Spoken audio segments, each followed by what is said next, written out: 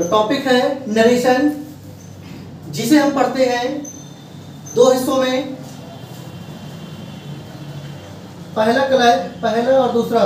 इसमें से पहला कहलाता है डायरेक्ट नरेशन, या कह सकते हैं डायरेक्ट को एक दूसरे लैंग्वेज बोलते हैं, जिसका नाम है स्पीच।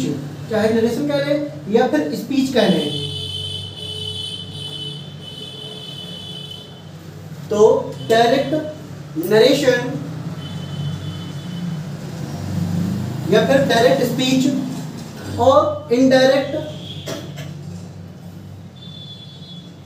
नरेशन। डायरेक्ट नरेशन को हम हिंदी में बोलते हैं प्रत्यक्ष कथन, और इसे बोलते हैं अप्रत्यक्ष कथन।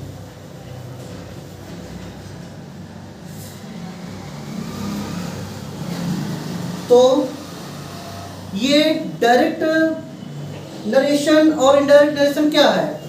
डायरेक्ट नरेशन जो है वो जब ये कथन, मेन बात क्या है, पहली बात तो क्या है कि नरेशन कहां से प्रारंभ हुआ।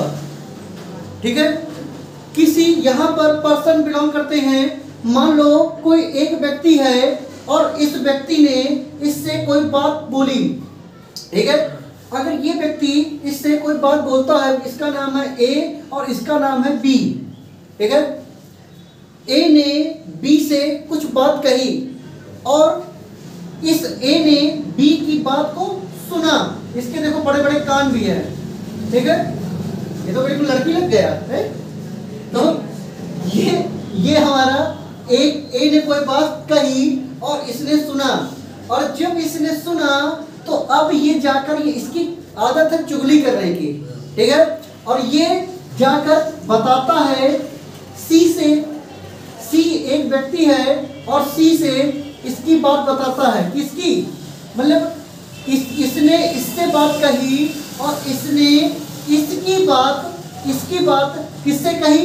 इससे कह दिया। ठीक है, ए ने बी से कोई बात कही और ए ने जो भी बी से बात कही ना, तो ए की बात सी से बी ने कह दिया। समझ में आया? जब किसी के द्वारा कही गई बात को किसी अन्य व्यक्ति से कहा जाए, ठीक है, किसी अन्य व्यक्ति से कहा जाए, तो वह हमारा कथन होता है, बात होती है। उस बात को कहने का दो तरीका होता है। ठीक है, या तो जैसा उसने बोला है वैसे उसी की लैंग्वेज में बोल दिया जाए। ठीक है, ठीक है, दांत निकाल लो को, तो भाई दांत निकालना बहुत जरूरी है? तो वो कैमरे में सब रिकॉर्ड हो रहा है, चिंता ना करो। तो यहाँ पर क्या है कि हम जब भी किसी से बात बोलते हैं तो या तो सीधे सीधे तौर पर कह देना, वो हमारा डायरेक्ट, जैसा किसी ने बोला सीधे उसी की लैंग्वेज में सेम टू सेम उसी तरह कह देना, डायरेक्ट स्पीच। लेकिन सेम उसी की लैंग्वेज में ना कहकर हम अपने बात कह रहे हैं, उसी की बात को, लेकिन उसके बात को अपने तरीके से बता रहे हैं। अपने तरीके से अगर बताएं, अपने कुछ वर्ड लगा के बोले, तो फिर वो क्या कहलाता है? इनडायरेक्ट कहलाता है। इसीलिए डायरेक्ट प्रत्यक्ष सीधे सीधे और इनडायरेक्ट अप्रत्यक्ष। ठीक है, जो हम पढ़ते हैं, पहली बात तो डायरेक्ट अच्छे जान लेते हैं क्या होता है। मतलब देखने में, अभी तो हमने सुनने में बस समझा है कि सुनने में कैसा होता है, डायरेक्ट कैसा होता है, इनडायरेक्ट कैसा होता है, लेकिन देखने में भी देख लेते हैं कि कैसा होता है डायरेक्ट और इनडायरेक्ट।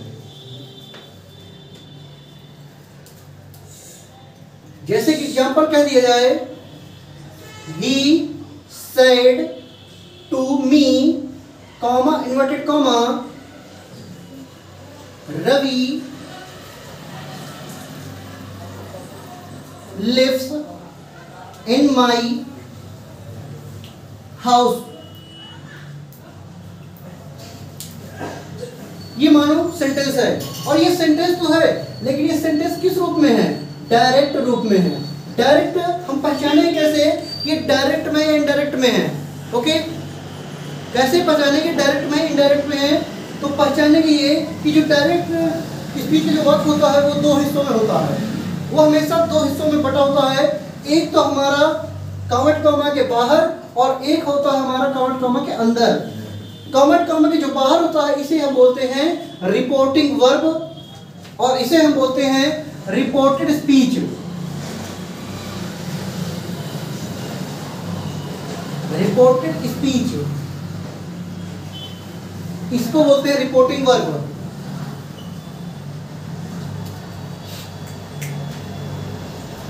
ये रिपोर्टिंग वर्ब, ये रिपोर्टेड स्पीच। अब आखिर इसे रिपोर्टिंग वर्ब और इसे रिपोर्टेड स्पीच कहते क्यों हैं? कोई बता सकता है? कोई बता सकता है? गरिमा, आखिर इसे रिपोर्टिंग वर्ब और इसे रिपोर्टेड स्पीच क्यों कहते हैं? कोई बता सकता है? राहुल? नो। देखो, रिपोर्टिंग वर्ब, क्योंकि रिपोर्टिंग और रिपोर्टिंग वर्ब हो या रिपोर्टेड स्पीच हो, एक शब्द ये जो बात निकली है उसको बोलने वाला कौन है? रिपोर्टर है। रिपोर्टर, ठीक है। और रिपोर्टर कौन होता है? जो न्यूज को बताता है, संवाददाता। संवाददाता, ठीक है। संवाददाता, ठीक है। जो हमारा रिपोर्टर जो होता है, संवाददाता, जो मतलब कि खबर हमें बताता है कि यहाँ क्या हुआ, वहाँ क्या हुआ। मोदी जी ने आज क्या बोला, अब मोदी जी की बात जैसा मोदी जी ने बोला ठीक उसी तरह बता दें तो डायरेक्ट हो गया। अगर मोदी जी की बात अपने हिसाब से कहे, ठीक है, तो वो हमारा इनडायरेक्ट हो गया। तो यहाँ पर वो हमारी बात ही बता रहा है। तो रिपोर्टर, यहाँ पर रिपोर्टर वर्ब डायरेक्ट स्पीच में जो काउंट का बार होता है इसे रिपोर्टिंग वर्ब इसलिए कहते हैं क्योंकि यहाँ पर रिपोर्टर की केवल वर्ब को बतलाया जाता है कि जो रिपोर्टर है, जो बात कहने जा रहा है, ये कह रहा है, ये बात को कह रहा है, बात पूछ रहा है, बात को आश्चर्य बोल रहा है, ठीक है, बात को बड़े खुशी के साथ बोल रहा है, बड़े और बात को दुख के साथ बोल रहा है, या फिर आज्ञा दे रहा है किसी को, या सलाह दे रहा है, प्रार्थना कर रहा है, किस लहजे में कही जा रही है बात, केवल यहाँ पर रिपोर्टर की वर्ब को बताया जाता है, इसीलिए इसे रिपोर्टिंग वर्ब कहते हैं। इसमें मात्र सब्जेक्ट होता है, इसमें मात्र सब्जेक्ट होता है और एक वर्ब होती है। ऑब्जेक्ट जो है वो आ सकता है और नहीं भी आ सकता है। ऑब्जेक्ट फिलहाल मी है, ये टू नहीं है। वो तो टू तब आया क्योंकि यहाँ पर सजीव ऑब्जेक्ट, ठीक है, इनडायरेक्ट ऑब्जेक्ट होता है। ये इनडायरेक्ट ऑब्जेक्ट जब भी आता है तो ट्रांसिटिव वर्ब के बाद टू लगता है, ठीक है, क्योंकि यहाँ पर से का अर्थ निकल रहा है, इसीलिए यहाँ पर टू, जब भी ऑब्जेक्ट आएगा तो टू लगकर आएगा।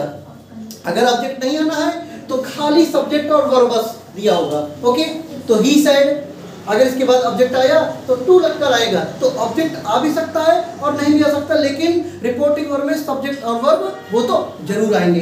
क्लियर है? अब बात आती है रिपोर्टेड स्पीच पर। क्या है रिपोर्टेड स्पीच? यही तो है जो रिपोर्टर ने अब जो बात बोली, स्पीच, ये खुद ही अपने आप को बतला रहा है। स्पीच मतलब भाषण, बात। लोगों से जब कोई हमसे ज्यादा दादागिरी दिखाता है तो हम उससे बोल नहीं देते, ज्यादा स्पीच ना दे, ठीक है, स्पीच। तो यहाँ पर स्पीच क्या है?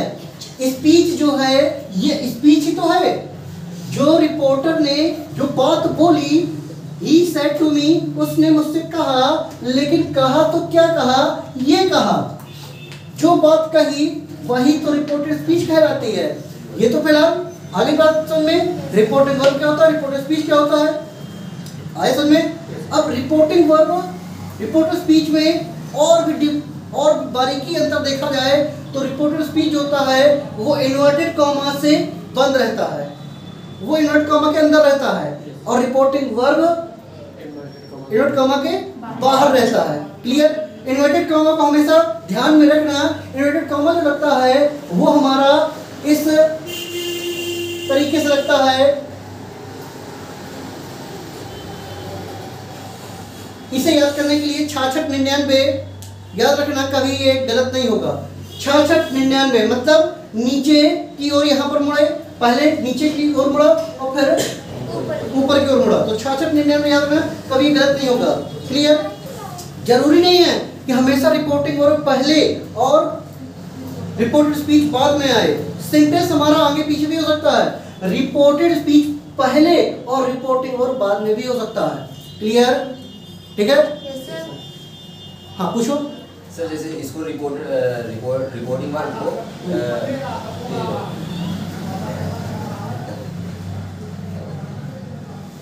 रिपोर्टर बोलते हैं। हाँ, रिपोर्टेड स्पीच को लिसनर भी बोलते हैं क्या? रिपोर्टेड स्पीच को लिसनर लिसनर मतलब नहीं नहीं सुनने नहीं वाला। नहीं वो तो सुनने वाला ये है ना, लिसनर ये है।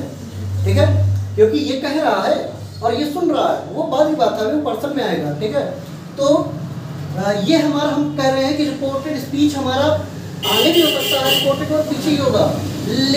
बस यही है कि अगर ये आगे हुआ तब भी हमारे इनवर्टेड कॉमा से बंद रहेगा, अगर ये पीछे हुआ तो ये हमारा इनवर्टेड कॉमा के बाहर रहेगा। क्लियर हो गया?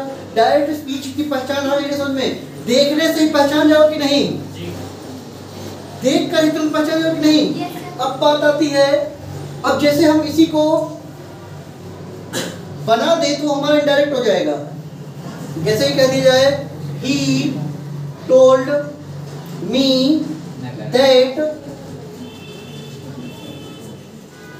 Ravi lived in his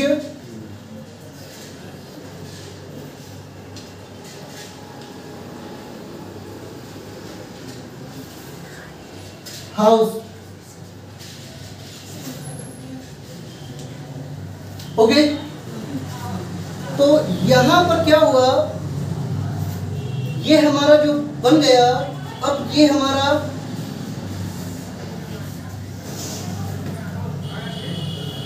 indirect speech हुआ, ये हमारा इनडायरेक्ट स्पीच हुआ। ओके, इनडायरेक्ट स्पीच में क्या है, जो इनडायरेक्ट स्पीच में वर्क होता है वो उसमें कोई कामा नहीं लगते। कामा को ही हटाकर यहाँ पर हम एक कंजक्शन का यूज करते हैं। ठीक है, और इनडायरेक्ट स्पीच में क्या होता है, ये सेंटेंस तो पूरा एक होता है लेकिन इसमें क्लॉज दो रहते हैं। सेंटेंस तो हमारा पूरा एक रहता है लेकिन क्लॉज दो रहते हैं, एक ये क्लॉज है, एक ये क्लॉज है।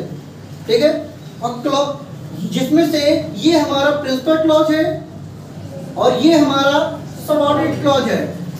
वाक्य में सबऑर्डिनेट क्लॉज और भी हो सकते हैं, प्रिंसिपल क्लॉज हमारा एक ही हो सकता है और इसी के बाद कंजक्शन लग के हमारे सबऑर्डिनेट क्लॉज कितने भी हो सकते हैं सिंथेसिस में, जबकि ये पढ़ा भी है, पढ़ा है कि नहीं? तो ये हमारा फिलहाल क्लास क्या होता है ये हमने सिंथेसिस बताया है।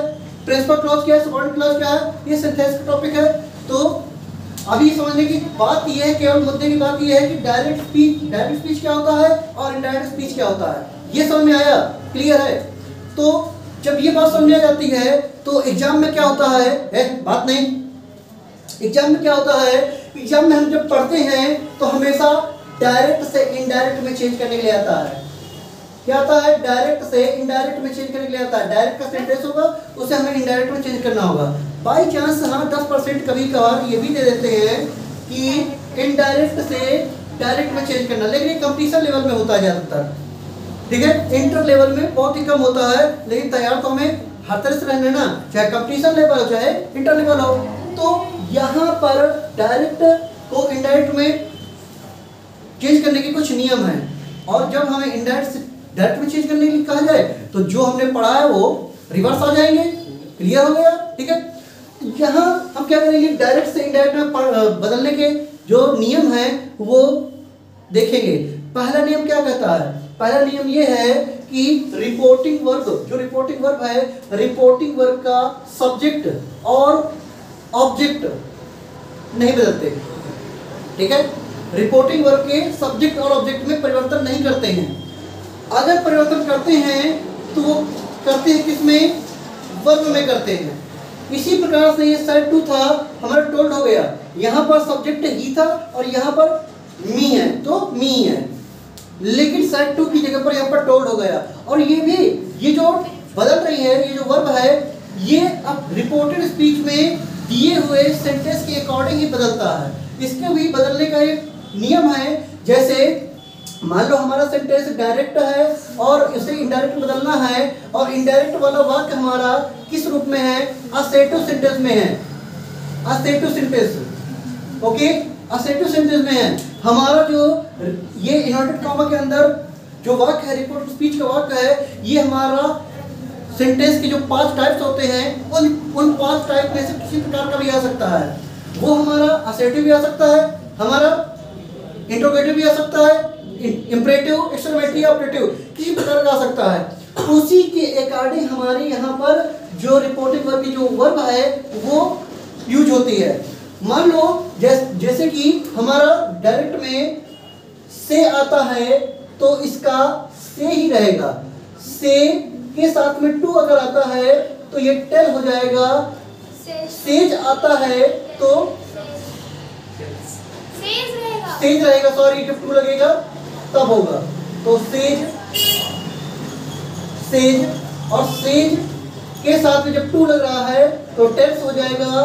साइड अगर आता है तो साइड ही रहेगा, और साइड के साथ में जब टू लग रहा है तो टोल्ड हो जाएगा। Okay, clear? तो यहाँ पर क्या है, ये बात देखने लायक है, जब टू लग रहा है तभी ये चेंज हो रहे हैं, अदरवाइज जैसे हैं वैसे ही रहेंगे। क्लियर?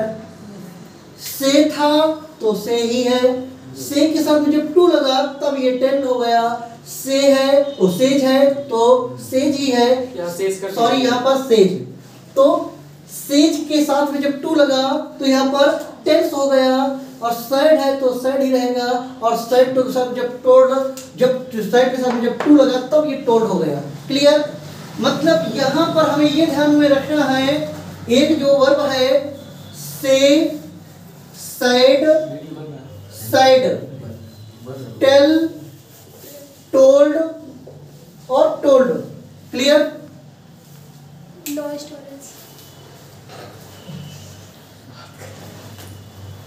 तो ये हमें वर्ब जो है बिल्कुल अच्छे से ध्यान में रखना है। First form, second form, third form, first form, second form, third form. जब यहाँ पर हमारी से का साइड हो गया तो यहाँ पर भी हमारा टेल से टोल्ड हो गया। क्लियर है? Okay, yes. तो इसीलिए हमारा क्या पहला नियम क्या कहता है? पहला नियम ये कहता है कि रिपोर्टिंग वर्ब के सब्जेक्ट और ऑब्जेक्ट नहीं बदलते हैं, बदलती है तो केवल उसकी वर्ब बदलती है, वो भी जब चेंज होने लायक हो। ठीक है, चेंज होने लायक नहीं है अदरवाइज तो वही रहेगी। फिर बात आती है रिपोर्टिंग वर्ब और रिपोर्टेड स्पीच के बीच आए हुए कॉमा और इन्वर्टेड कॉमा को समाप्त करते हुए हम उचित कंजक्शन का यूज करते हैं। अब कंजक्शन भी हर एक सेंटेंस के अपने अलग है, अलग अलग है। ओके, अगर सेंटेंस हमारा असेटिव है तो कंजक्शन दैट लगता है, अगर सेंटेंस हमारा असर्टिव सेंटेंस है रिपोर्टेड स्पीच में, रिपोर्टेड स्पीच में इन्वर्टेड कॉमा के अंदर आया हुआ जो वाक्य है, अगर ये हमारा क्या है, असर्टिव है, तो यहाँ पर कंजक्शन हमारा क्या लगेगा? दैट लगेगा। इंट्रोगेटिव है, इंट्रोगेटिव है तो क्या लगेगा? इफ या वेदर लगेगा। ओके, और ये भी एक कंडीशन में लगेगा जब हमारा ये जो इंट्रोगेटिव है वो सिंगल इंट्रोगेटिव हो, सिंगल इंट्रोगेटिव होना चाहिए तभी लगेगा।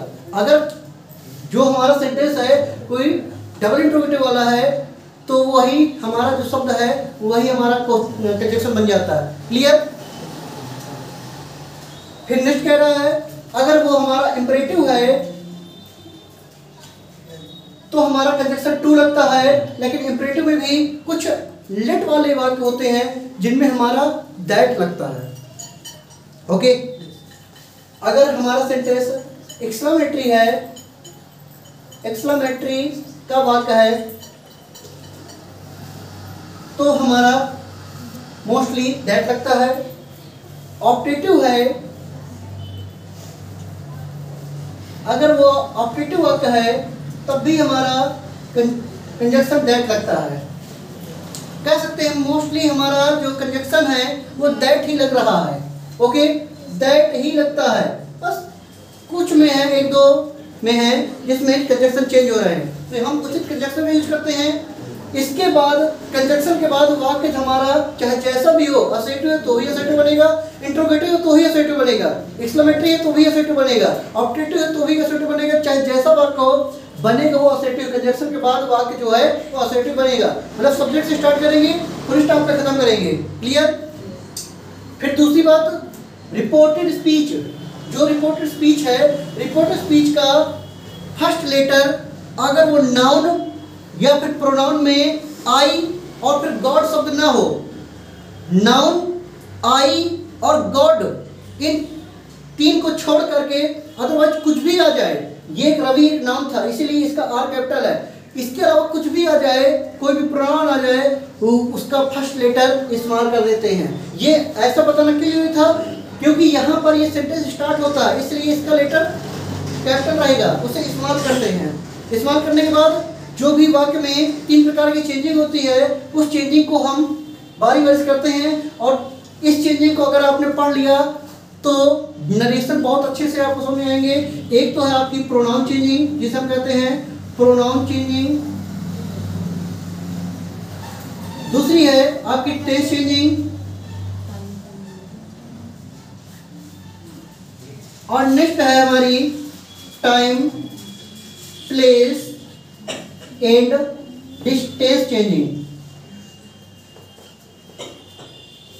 ओके, ये हमारी तीन प्रकार की चेंजिंग है जिनको आपने अगर नरेशन के लिए आपने बिल्कुल तैयार कर लिया तो आपको नरेशन बिल्कुल परेशान नहीं करने वाले। तो रिपोर्टेड स्पीच में जितने भी प्रोनाउन चेंजिंग आए, प्रोनाउन से संबंधित जो भी सब, जैसे प्रोनाउन आया, ठीक है, इस प्रोनाउन को हमने चेंज कर दिया तो हमारा हो गया। ठीक है, तो प्रोनाउन चेंजिंग आए उसे हम चेंज करेंगे। टेंस चेंजिंग करते हैं, जैसा कि हमारा ये प्रेजेंट इंडेफिनिट में था, हमने पास्ट इंडेफिनिट कर दिया, लेफ्ट से लिफ्ट कर दिया, तो टेंस चेंजिंग। और टाइम एंड प्लेस से रिलेटेड जो भी शब्द आए, जैसे यस्टरडे का द प्रीवियस डे, टुमारो का द नेक्स्ट डे, टुडे का दैट डे। ओके, तो ऐसे सब जो भी आए उन्हें हम चेंज करेंगे और लास्ट में हम फिर फुल स्टॉप यूज करेंगे। ओके, अब हम बारी बारी से प्रोनाउन चेंजिंग, टेंस चेंजिंग और टाइम एंड डिस्टेंस चेंजिंग, ये लगातार हम बारी बारी से देखते हैं। ओके,